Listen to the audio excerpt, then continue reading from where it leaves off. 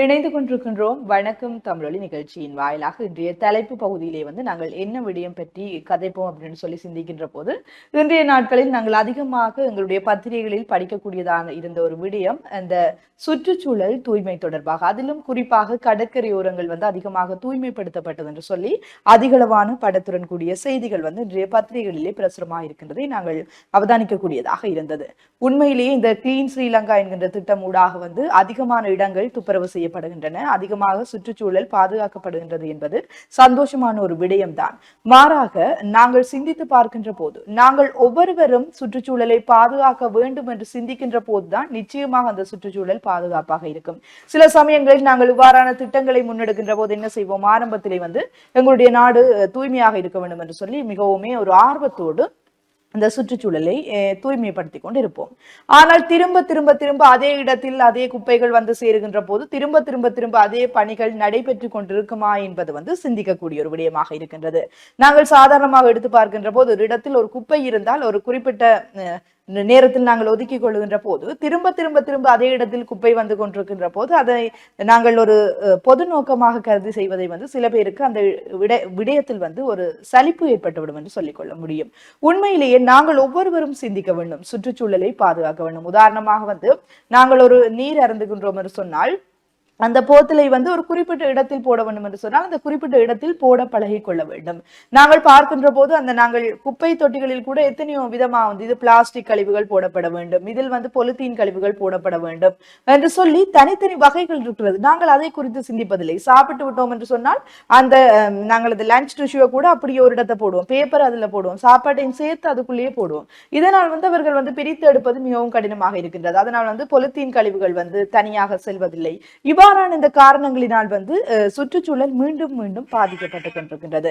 எங்களால் முடிந்த உதவிகளை நாங்கள் செய்ய வேண்டும். நாங்கள் சாதாரணமாக ஒரு குப்பையை ஒரு சரியான இடத்தில் போட்டோமாக இருந்தாலே அது எல்லோருக்கும் செய்கின்ற ஒரு உதவியாகத்தான் இருக்கும். நாங்கள் நினைப்போம் சுற்றுச்சூழல் தூய்மையாக இருக்க வேண்டும் என்று சொல்லி எங்களுடைய வீட்டை மிகவும் அழகாக தூய்மைப்படுத்துவோம், அழகாக பூந்தொட்டிகளை நடுவோம். அது மாத்திரமில்லாமல் பூந்தொட்டிகளில் பூக்களை எங்களுக்கு பிடித்த மாதிரியாக எல்லாம் நாங்கள் வைத்திருப்போம். ஆனால் என்ன செய்வோம், எங்களுடைய வீட்டில் இருக்கக்கூடிய தேவையற்ற பொருட்களை கொண்டு போய் அருகில் இருக்கின்ற எங்கேயாவது ஒரு காணிகள்ல அல்லது பொதுவான இடங்கள்ல போட்டு விடுவோம். அதனால் நாங்கள் என்ன நினைக்கின்றோம், எங்களுடைய வீடு தூய்மையாக இருக்கின்றது என்று சொல்லி நினைத்து விடுகின்றோம். சுற்றுச்சூழல் என்று நாங்கள் பார்க்கின்ற போது பொதுவாக எல்லா விடயத்தையுமே நாங்கள் கவனத்தில் கொள்ள வேண்டியவர்களாக இருக்கின்றோம். எங்களுடைய ஒவ்வொருவருடைய மனதிலும் விதைக்கப்பட வேண்டிய ஒரு விடயம், நாங்கள் எங்களுடைய சூழலை பாதுகாக்க வேண்டும். அது என்னுடைய வீடு மாத்திரமல்ல, நான் செல்லுகின்ற இடமெல்லாம் எங்களுடைய பொதுவான ஒரு இடம்தான் என்கின்ற ஒரு சிந்தனை ஓட்டத்தில் எல்லோருமே செயற்படுகின்ற போது நிச்சயமாக நாங்கள் எதிர்பார்த்தபடியே எங்களுடைய இந்த சுற்றுச்சூழலை தூய்மையாக வைத்திருக்கின்ற அதே வேளை நோய்களிலிருந்தும் எங்களை குறைத்துக் கொள்ளக்கூடியதாக இருக்கின்றது, இல்லையா?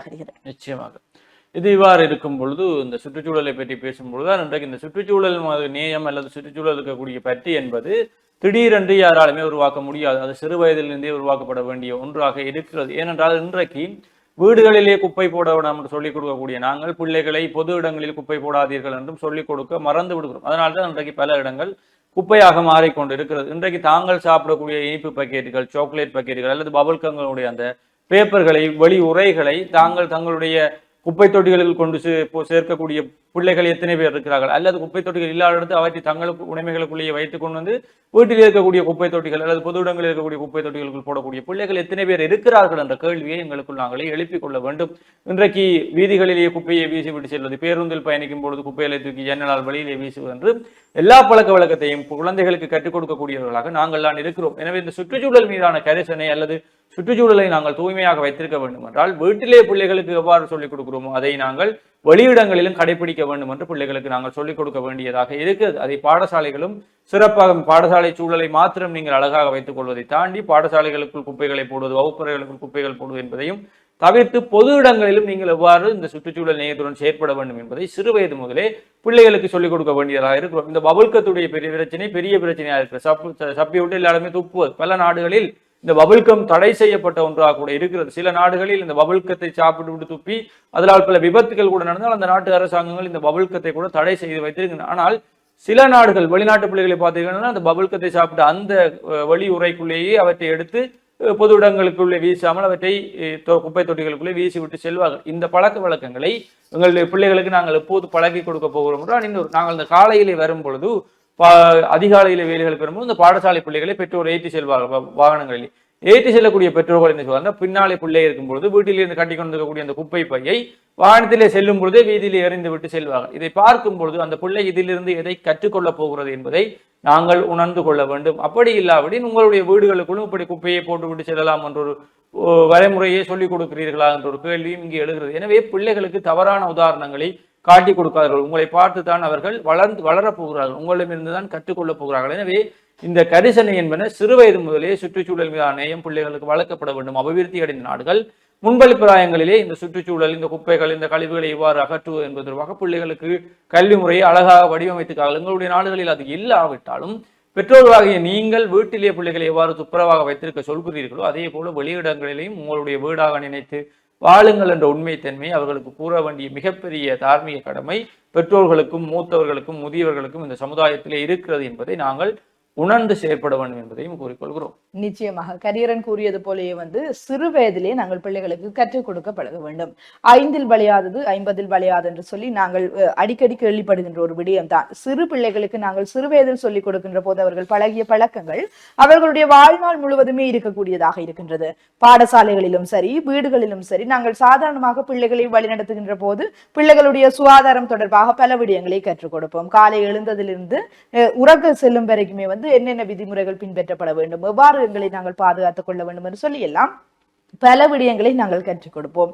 அதனுடன் சேர்த்து இந்த சுற்றுச்சூழலை தூய்மைப்படுத்துதல், பொது இடங்களில் எவ்வாறு செயற்பட வேண்டும் போன்ற விடயங்களை நாங்கள் கற்றுக் கொடுக்க வேண்டியவர்களாக இருக்கின்றோம். நாங்கள் சாதாரணமாக சிறிய பிள்ளைகள் தானே அவர்கள் வளர கற்றுக்கொள்வார்கள் என்று சொல்லி நினைப்பதை பார்க்கிலும் அவர்களுடைய கல்வியுடன் இணைத்து இவற்றையும் சொல்லிக் கொடுப்பதனூடாக அவர்களுடைய வாழ்க்கையில் அவர்கள் சிறுவயது முதலே மாற்றத்தை ஏற்படுத்திக் கொள்வதனூடாக ஒவ்வொரு பிள்ளைகளுடைய இந்த மாற்றமும் ஒரு சமுதாயத்தின் மாற்றமாக உருவாகக்கூடும். ஆகவே நாங்கள் சிறுவயதிலிருந்தே பிள்ளைகளுக்கு ஒவ்வொரு விடயங்களாக கற்றுக் கொடுக்க வேண்டியவர்களாக இருக்கின்றோம். உதாரணமாக நாங்கள் பார்க்கின்ற போது ஏதாவது ஒரு தொற்று நோய் வந்துவிட்டது அல்லது ஏதாவது ஒரு நோய் பரம்பல் ஏற்பட்டு விட்டது என்று சொன்னால் தான் நாங்கள் உடனடியாக என்ன செய்வோம், எங்களுடைய இந்த சுற்றுச்சூழலை பாதுகாக்க முற்படுவோம் அல்லது எங்களை நாங்களே பாதுகாக்க முற்படுவோம். அதுவரைக்கும் எந்த ஒரு விழிப்புணர்வும் இல்லாமல் நாங்கள் இருந்து விடுகின்றோம். உதாரணமாக நாங்கள் பார்க்கின்ற போது இந்த கொரோனா காலங்களில் எத்தனையோ பேர் எத்தனையோ பாதுகாப்பான நடவடிக்கைகளில் ஈடுபட்டார்கள். ஒரு இடத்திலிருந்து இன்னொரு இடத்திற்கு செல்வதற்கே சிந்தித்தார்கள். அது மாத்திரமல்லாமல் முகக்கவச பயன்பாடு, இவ்வாறு பல விடயங்களில் தங்களுடைய வாழ்க்கையில் மாற்றங்களை ஏற்படுத்தி கொண்டிருக்கிறார்கள். இவ்வாறு தொற்று நோய்களின் போது அல்லது ஒரு நோய் பரம்பலின் போது மாற்றத்தை ஏற்படுத்துவர்கள் ஏன் தங்களுடைய அன்றாட வாழ்க்கைகளில் இவ்வாறான மாற்றங்களை ஏற்படுத்தக்கூடாது? சுற்றுச்சூழலை பாதுகாப்பது என்பது சாதாரணமான ஒரு நல்ல விடயமாகத்தான் இருக்கின்றது. அது எங்களுடைய வளமையான ஒரு செயற்பாடாக நாங்கள் மாற்றி அமைக்கின்ற போது எவருக்குமே எந்த பிரச்சனைகளும் வருவதில்லை. உதாரணமாக நாங்கள் மார்கழி மாதங்களில் பார்க்கின்ற போது அதிகளவாக இந்த டெங்கு நோய் தாக்கத்தால் அநேகர் பாதிக்கப்படுகிறார்கள். அப்பொழுது ஒவ்வொரு வருடம் எல்லோருமே சொல்லுகின்ற ஒரு விடயம், பத்திரிகைகளில் பிரசுரமாகின்ற விடயம் எல்லாம் என்ன செய்வது என்று சொன்னால், இந்த டெங்கு நோய்களிலிருந்து எங்களை எவ்வாறு பாதுகாத்துக் கொள்ள வேண்டும் என்று சொல்லி ஒவ்வொரு கட்டுரைகள் பிரசுரமாகும், எவ்வளவு அறிவுரைகளை கூறுகிறார்கள். ஆனால் இது ஒரு பொதுவான விடயம். டெங்கு நோய் ஏற்படுவது, அதாவது நுளம்பு உற்பத்தியினால் டெங்கு நோய் ஏற்படுவது என்றது சாதாரண விடயம். அப்பொழுது நாங்கள் எல்லோருமே என்ன செய்ய வேண்டும் என்று சொன்னால் விழிப்புணர்வோடு இருக்க வேண்டும். மழை காலம் வருகின்றது என்று சொன்னால் சுற்றுச்சூழலில் எவ்வாறான விடயங்கள் இருக்க வேண்டும், இருக்கக்கூடாது என்கின்றதான அந்த ஒரு மனப்பாங்கு எங்கள் மத்தியில் நாங்கள் கொண்டு வர வேண்டும். வருடம் நாங்கள் திரும்ப திரும்ப திரும்ப திரும்ப ஒரே விடயத்தை சொல்லிக் கொண்டிருப்பதனால் எந்த ஒரு பயனும் இல்லை. மாற்றம் நிகழ வேண்டும். நாங்கள் ஒவ்வொருவருமே சுற்றுச்சூழல் சாதாரணமாக ஒவ்வொரு விடயங்களிலும் நாங்கள் அவதானம் மிக்கவர்களாக இருக்க வேண்டும். நாங்கள் குப்பைகளை கொண்டு போய் வீசிவிட்டு சென்று விடுவோம். அந்த குப்பைகள் எங்களுக்கு தான் திரும்பவும் பாதிப்பு ஏற்படுத்துகின்றன என்பதை நாங்கள் அறியாமல் இருக்கின்றோம். இந்த பொலித்தீன்கள் எல்லாம் எத்தனையோ வருட காலங்கள் ஆனாலும் உட்காத பொருட்களாக இருக்கின்றது. அந்த பொலித்தீன் உக்குவதற்கு எத்தனையோ வருட காலங்கள் ஆகின்றன. நாங்கள் சாதாரணமாக எறிந்துவிட்டு சென்று விடுவோம். இவ்வாறு எங்களுடைய காணிகளில் அதனை புதைக்கின்ற போது அல்லது தேவையற்ற இந்த பொலித்தீன்களை எரிக்கின்ற போது அதில் இருக்கின்ற பதார்த்தங்கள் எங்களுடைய உடலுக்கு தீங்கு விளைவிப்பனவாக இருக்கின்றன. ஆகவே பொதுமக்களுக்கு கூறப்படுகின்ற அந்த விடயங்களை நாங்கள் பின்பற்ற பழக வேண்டும். பொலித்தீன் பாவனையை குறைக்க வேண்டும் என்று சொன்னால், நாங்கள் உதாரணமாக நாங்கள் பார்க்கின்ற போது சாப்பாடு நாங்கள் உணவை எடுத்து செல்கின்ற போது ஆரம்ப காலங்களில் எல்லாம் வாழை இலையில் தான் உணவை நாங்கள் கொண்டு செல்வோம். வாழை இலையில் உணவை கொண்டு செல்கின்ற போது அது ஆரோக்கியம் மிக்கதாகவும் இருக்கும், அந்த உணவு பழுதடையாமலும் இருக்கும். ஆனால் இப்பொழுது லஞ்ச் ஷீட் எல்லாருமே யூஸ் பண்றதால என்ன செய்கின்றோம், அதையே வந்து பயன்படுத்த கற்றுக்கொள்கின்றோம். அதனை நாங்கள் சரியான இடத்தில் கொண்டு போய் சேர்க்கின்றோம் என்று சொல்லி பார்த்தால் இல்லை. நாங்கள் சாப்பிட்டு விட்டு ஒரேடியாக ஒரு குப்பை தொட்டியிலே எல்லாவற்றையும் போட்டுவிட்டு சென்று விடுவோம். இவ்வாறு இருக்காமல் நாங்கள் ஒவ்வொருவரும் மனித நேயம் மிக்கவர்களாக மாற வேண்டும். எங்களை நாங்களே திருப்திப்படுத்த, எங்களை நாங்களே திருத்திக் கொள்ள முற்பட வேண்டியவர்களாக இருக்கின்றோம். சாதாரணமான விடயம் தானே என்று சொல்லி சிந்திக்காமல் இப்பொழுது பாருங்கள், கிளீன் ஸ்ரீலங்கா என்கின்ற ஒரு திட்டம் முன்னெடுக்கப்படுகின்றது. இதுக்கு முன்னரே நாங்கள் தினம் ஒரு வாரத்திற்கு வாரம் அல்லது வந்து ஒரு குறிப்பிட்ட மாதத்திற்கு ஒரு தடவையாவது அந்த துப்புரவு பணிகளில் நாங்கள் ஈடுபட்டிருந்தால் இதனை தனியொரு திட்டமாக கொண்டு வந்திருக்க வேண்டிய அவசியம் இல்லை. மாறாக வந்து இந்த திட்டம் வந்ததன் பிற்பாடும் நாங்கள் என்ன செய்ய வேண்டும்? இதே சுத்தம் இருக்க வேண்டும் என்று சொல்லி சிந்திக்க வேண்டியவர்களாக இருக்கின்றோம். இதன் பிற்பாடாவது எங்களுடைய இந்த நாடு, எங்களுடைய இந்த சூழல் தூய்மைப்படுத்த வேண்டும் என்பதை வந்து நாங்கள் மனதில் வைத்துக் கொள்ள வேண்டியவர்களாக இருக்கின்றோம்.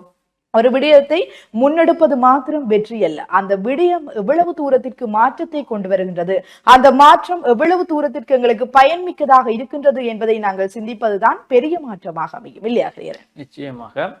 இந்த சுற்றுச்சூழலை பற்றி பார்க்கும் பொழுது இன்றைக்கு நாங்கள் குப்பைகளை வழியிலே போட்டுவிட்டு செல்கிறோம், வீதிகளிலே எறிந்து விட்டு செல்கிறோம். அவை இந்த பிராணிகளால், விலங்குகள், பறவைகளால் பிரித்து வீதி முழுக்க சிதறவிடப்பட்டு இருக்கும் பொழுது அந்த குப்பைகளை அள்ளக்கூடிய குப்பை தொழிலாளிகளை நினைத்து பாருங்கள். யாரோ ஒருவர் நீங்கள் போடக்கூடிய குப்பைகளை, அவர்கள் சம்பளத்துக்கு அந்த வேலையை செய்தாலும் உங்களுக்கு அருவருப்பாக இருக்கக்கூடிய குப்பைகளை நாளாந்தம் அள்ளி இந்த நகரையும் சுத்தப்படுத்தி உங்களையும் நோய்களையும் வந்து பாதுகாக்கக்கூடிய அவர்களை நினைத்து பாருங்கள். நீங்கள் போடக்கூடிய குப்பைகளை, நீங்கள் ஒழுங்கற்ற முறையில் சட்டத்துக்கு விரோதமாக பொது இடங்களில் வீசக்கூடிய குப்பைகளை அகற்றி இந்த சூழலை தூய்மையாக போனக்கூடிய அவர்களுடைய மனநிலையிலிருந்து சிந்தித்து பாருங்கள். ஒன்றை நாங்கள் சிந்திக்க வேண்டும், யாருக்கும் தீங்கு விளைவிக்காமல் நாங்கள் வாழ வேண்டிய வாழ்க்கை தான் ஒரு சிறந்த வாழ்க்கையாக இருக்கும். இந்த குப்பைகளை நீங்களே உரிய இடத்தில் கொண்டு போய் விட்டுவிட்டால் அந்த தொழிலாளர்களுக்கும் சிக்கல் இருக்காது. இந்த விலங்குகள், பறவைகளால் அது வீதி முழுக்க சிதறவிடப்படவும் இருக்காது. நாங்கள் அதை தேவையற்ற முறையிலே வீதியில் எறிந்துவிட்டு செல்வது, இந்த விலங்குகள், பறவைகள் அவற்றை சிதறடித்து அதன் மூலம் பல நோய் கிருமிகள் பெருகி வீதியிலால் செல்பவர்கள் அந்த வீதியை கடக்க முடியாமல் முகத்தை சுழித்தவாறு சென்று அதை அகற்றுவதற்கு என்று மாநகர சபை துப்புரவு பணியாளர்கள் வந்து அவர்கள் தங்களுடைய உயிரை பணியம் வைத்து அவற்றை அகற்றி என்று ஒரு பெரிய செலவுகளை நீங்கள் ஏற்படுத்தி கொண்டிருக்கிறீர்கள். ஆனால் இலகுவான முறையில் அந்த குப்பைகளை நீங்களே கொண்டு போய் அந்த பைகளிலே கொண்டு வருவதை உரிய இடங்களில் அல்லது உரிய பிரதேசங்களிலே போடுவதன் மூலம் அவற்றை இலகுவாக நாங்கள் யாருக்குமே தொந்தரவு இல்லாமல் செய்து கொள்ளக்கூடியதாக இருக்கிறது. எனவே அதை ஒரு முறை நீங்கள் சிந்தித்து பாருங்கள். உங்களுடைய குப்பைகளை இன்னொருவர் அகற்றும் பொழுது அவர்கள் எவ்வளவு வலிகளை அனுபவிப்பார்கள் என்பதை நினைத்து பாருங்கள். அல்லது நீங்கள் இன்னொருவருடைய உங்களுடைய வீட்டிற்கு முன்னால் கொண்டு வந்து குப்பைகளை போட்டுவிட்டு செல்கிறார்கள், அதை நீங்கள் அகற்றும் பொழுது உங்களுடைய மனதில் எவ்வாறு கோபம், எவ்வளவு விரக்தி, எவ்வளவு வன்மங்கள் எழும் என்று யோசித்து பாருங்கள். என்னதான் இருந்தாலும் எல்லாருமே சக மனிதர்களாக இருக்கிறார்கள். யாருக்குமே தொந்தரவில்லாத ஒரு வாழ்க்கை முறையை நாங்கள் வாழ வேண்டும் என்பதை அனைவருமே சிந்தித்து கொள்ள வேண்டியதாக இருக்கிறது. அப்படி சிந்தித்தால் இந்த நாட்டிலே எங்களுடைய இந்த சுற்றுச்சூழலை நாங்கள் தூய்மையாக பேணக்கூடியதாகவும் இருக்கிறது. இந்த சிறுவர்களுக்கும் நாங்கள் சிறு வயதிலிருந்து இந்த விடயங்களை கற்றுக் கொடுக்கக்கூடியதாக இருக்கிறது. பாடசாலைகளிலும் சரி, ஏனைய இடங்களிலும் சரி, இந்த சுற்றுச்சூழல் தூய்மை என்பதை பிள்ளைகளுக்கு கற்றுக் கொடுக்க மறக்காதிருங்கள் என்பதையும் நாங்கள் கூறிக்கொள்கிறோம். அதே நேரம் முடிந்தளவு மரங்களை நாட்டுங்கள். இனித்தான் இந்த வெப்பத்தினுடைய கூறதாண்டோம் என்னவென்று எங்களுக்கு தெரியும். ஒவ்வொரு இடங்களும் இந்த காலப்பகுதியிலே வெப்பம் அதிகரிக்கும், நோய்கள் அதிகரிக்கும், குடிநீர்களுக்கு பல தீபக பகுதிகளிலே பலர் குடிநீருக்கு தட்டுப்பாடு ஏற்படும். எனவே இந்த காலங்களில் சுற்றுச்சூழலிலே பல மரங்களை நாங்கள் இப்பொழுதே நாட்டுவதன் மூலம் இந்த வெப்பத்திலிருந்து எங்களை நாங்களே பாதுகாத்துக் கொள்ளக்கூடியதாகவும் இருக்கிறது. எனவே மர நடுகையும் நாங்கள் ஊக்குவிக்க வேண்டியதாக இருக்கிறது. எனவே சுற்றுச்சூழலை கிளீன் ஸ்ரீலங்கா திட்டம் கொண்டு வந்துதான் நாங்கள் அழகுபடுத்த வேண்டும் என்ற தேவை இல்லை. நாங்கள் நினைத்தால் அழகுபடுத்தலாம். குறிப்பாக இந்த யாழ்ப்பாண பஸ் ஸ்டாண்டில் எங்கு பார்த்தாலும் நிலம் முழுக்க காவி பெயிண்ட் அடிச்சு விட்ட மாதிரி சிவப்பா இருக்கும் என்றால் இந்த வெத்திலையை போட்டுவிட்டு அவற்றின் நிலங்களிலே உமிழ்ந்து கொண்டிருக்கக்கூடியவர்கள். வெளிநாடுகளெல்லாம் எச்சில் துப்பினாலே உங்களை உடனடியாக சிசிடிவி கேமரா ஆதாரங்களுடன் போலீசார் அடுத்த நிமிடத்திலேயே வந்து உங்களை கைது செய்யக்கூடியதாக இருக்கும் பொழுது இந்த நாடுகளில் அவ்வாறான சட்டங்கள் இல்லாததான் நாங்கள் இவ்வாறு போவதற்கு காரணமா என்பதை கூட நாங்கள் பார்க்கக்கூடியதாக இருக்கிற குழந்தைகள், பெரியவர்கள், வயோதிகர்கள் வந்து அனைவரும் உழவும் இடங்களிலே நீங்கள் வெத்திலைகளை போட்டு உமிழ்வது, எச்சில்களை துப்புவது என்பதெல்லாம் ஒரு சுகாதார சீர்கேடான விடயமாக இருக்கிறது. அது எங்கள் நாட்டின் மீது அல்லது எங்களுடைய பிரதேசத்தின் மீது இருக்கக்கூடிய நன்மதிப்பையும் கெடுக்கக்கூடியதாக இருக்கும். எனவே அவ்வாறான விடயங்களை நீங்கள் சிந்தித்து செயல்பட வேண்டும் என்பதையும் நாங்கள் கூறிக்கொள்ளக்கூடியதாக இருக்கிறது. எனவே இந்த சுற்றுச்சூழலை பாதுகாக்க வேண்டிய தேவை என்று இருக்கிறது என்றபடியால் அதை அடிப்படையில் இருந்து இந்த தலைமுறைக்கு நீங்கள் கற்றுக் கொடுத்தால் தான் அது வளர வளர அந்த சமுதாயம் அதை பின்பற்றி தங்களையும் மாற்றிக்கொள்வார்கள். எனவே அடுத்த ஒரு மனிதனுக்கு எந்த தொந்தரவும் இல்லாமல் எங்களுடைய வாழ்க்கையை கொண்டு செல்வது போல சிறந்த ஒரு வாழ்க்கை முறை எங்கும் காண கிடைக்காது. எனவே அப்படி ஒரு வாழ்க்கை முறையை நாங்களும் வாழ்வோம், அடுத்த தலைமுறையும் வாழ்வதற்கான சாத்தியங்களை உருவாக்கி கொடுப்போம் என்று கூறிக்கொண்டு நாங்களும் இந்த நிகழ்ச்சியிலிருந்து விடைபெற்று செல்ல போகிறோம். மற்றும் ஒரு நிகழ்ச்சியில் உங்களை சந்திக்கும் வரை உங்களிடமிருந்து விடைபெற்று செல்லக்கூடிய நான் என்று உங்கள் அன்பின் ஹரிஹரன் மற்றும் கலைஞர் ஜெயக்குமார். நன்றி நேயர்களே.